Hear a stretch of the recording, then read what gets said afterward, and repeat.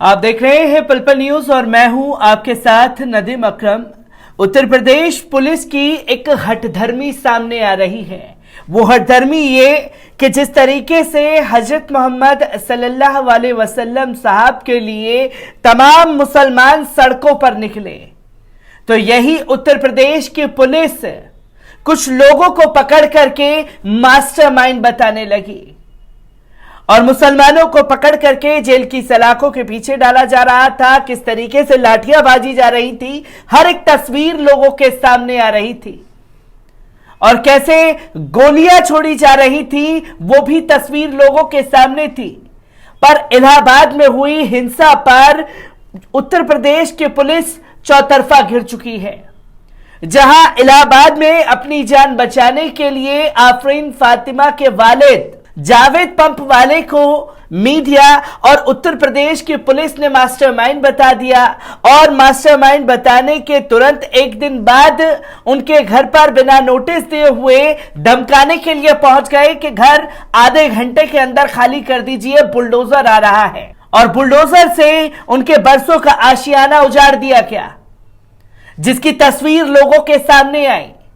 और 1 जून को आफरीन फातिमा के वालिद को गिरफ्तार कर लिया जाता है और सवाल जब उत्तर प्रदेश पुलिस से पूछा जाता है कि आखिरकार जावेद पंप वाले कहां हैं, तो कहा जाता है उन्हें इसकी जानकारी नहीं है। कहां गायब कर दिए गए आफरीन फातिमा के वालिद, ये सवाल अब खड़ा हो गया है हुकूमत पर कि आखिरकार ये किस तरीके की हठधर्मी है कि किसी के भी घर पर जाओ, उनके घर पर बुलडोजर चलाओ, उनके घर के जो बड़े बुजुर्ग हैं उन्हें गिरफ्तार करो, जेल की सलाखों के पीछे डाल दो और जब परिवार सवाल पूछे कि मेरे वालिद कहां हैं, तो कह दो कि हमें नहीं मालूम कि वो कहां हैं। किस तरीके से इस खबर का रिएक्शन देखने को मिल रहा है, एक बार इस पूरे मामले पर नजर डाल लेते हैं।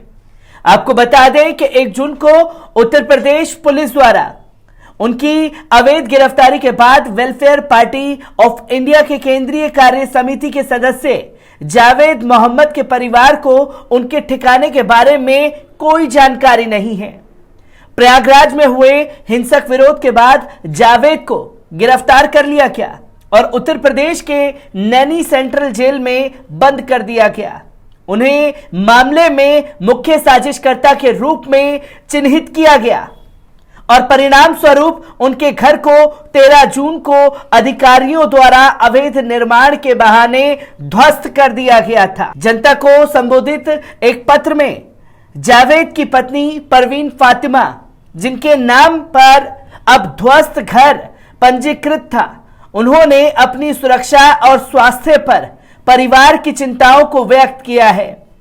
परिवार ने कहा है कि जिस पुलिस ने उसके पति को झूठे आरोपों में फंसाया है, उसने जेल में उसकी मौजूदगी से इनकार किया है। उन्होंने कहा है कि परिवार और वकील सुबह से ही उनका पता लगाने की कोशिश कर रहे हैं, लेकिन अभी तक इलाहाबाद जिले और नैनी सेंट्रल जेल के अधिकारी हमें मेरे पति के ठिकाने के बारे में आश्वासन करने में नाकाम रहे हैं। कुछ मीडिया रिपोर्ट्स के अनुसार जावेद सहित कई कैदियों को यूपी की कई जेलों में स्थानांतरित कर दिया गया है और उन्हें परिवार या उनके वकीलों को बताए बिना देवरिया जिला में स्थानांतरित कर दिया गया। हालांकि उन्हें इस बारे में कोई पुष्टि नहीं मिली है। परवीन ने कहा कि हमें या हमारे वकीलों को कोई आधिकारिक पुष्टि नहीं दी गई। इलाहाबाद प्रशासन हमारे परिवार को बदनाम करने और परेशान करने के लिए सभी प्रक्रियाओं को दरकिनार कर रहा है। जावेद की पत्नी कहा कि जिला और जेल अधिकारियों की यह मनमानी हमारे लिए चिंताजनक है। Javed Mohammad Welfare Party of India के कार्यकर्ता थे। उन्होंने उत्तर प्रदेश पुलिस द्वारा पूर्व भाजपा की टिप्पणी की निंदा करने वाली एक रैली के दौरान शुक्रवार की प्रार्थना यानी कि शुक्रवार की नमाज के बाद 10 जून को प्रयागराज में हुए विरोध प्रदर्शन के संबंध में मुख्य आरोपी उत्तर प्रदेश पुलिस ने घोषित कर दिया था। हजरत मोहम्मद सल्लल्लाहु अलैहि वसल्लम साहब के खिलाफ नुपुर शर्मा के बयान के बाद देश में आग लगी हुई है। हर जिले हर कस्बे से एहतजाज की खबरें लगातार सामने आई, पर उत्तर प्रदेश पुलिस हो चाहे केंद्र की भारतीय जनता पार्टी हो, टस से मस होने का नाम नहीं ले रही नुपुर शर्मा के मामले पर। जहां एक शख्स की गिरफ्तारी करानी है, वहां हजारों की संख्या में मुसलमानों को जेल की सलाखों के पीछे डाल दिया गया। अगर एक शख्स की गिरफ्तारी हो जाएगी तो ये जो तमाम लोग अपने गुस्से का एहतजाज कर रहे हैं वो नहीं होगा। पर हठधर्मी पर उतरी उत्तर प्रदेश पुलिस मोहम्मद जावेद साहब को लेकर के तमाम तरीके की बयानबाजी करती हुई दिखाई दे रही है। 11 जून को पुलिस ने जावेद को गिरफ्तार किया, उनकी पत्नी परवीन फातिमा और उनकी एक बेटी को हिरासत में लिया। उस रात उनके घर के पास भारी पुलिस बल तैनात किया गया था। प्रयागराज जिला प्रशासन ने एक नोटिस छपा कर बताया कि 25 स्क्वायर 60 फीट का निर्माण बिना अनुमति के जमीन और पहली मंजिल पर किया गया था। यह उत्तर प्रदेश शहरी नियोजन एवं विकास अधिनियम 1973 के प्रावधानों का उल्लंघन था। 10 जून की तारीख का नोटिस विध्वंस के एक रात पहले 11 जून को जारी किया गया था, जिसमें परिवार के पास स्थिति को सोचने या समझने का समय नहीं था। 12 जून को भारत ने 20 वर्षों से अधिक समय से मजबूत एक घर के विध्वंस को भयावह रूप से देखा। 1 घंटे के भीतर सभी मलबे के ढेर में गिर गया था, जिसकी तस्वीरें देश के सामने आई। और सवाल यही था कि आखिरकार परिवार को यह किस बात की सजा दी गई और हुक्मरानों ने यह किस तरीके से कदम उठाए, जिस पर सवाल खड़े होना लाजमी है।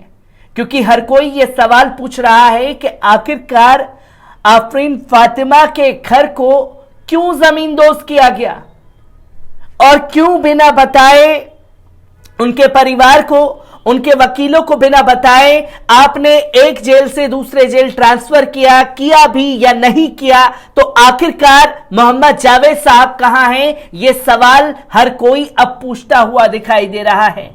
और आखिरकार उनकी जान के साथ इतना बड़ा खिलवाड़ क्यों किया जा रहा है, यह भी सवाल खड़े हो रहे हैं। मैं हर एक सवालों को आपके साथ लेकर के हाजिर होता रहूंगा। दीजिए इजाजत, शुक्रिया।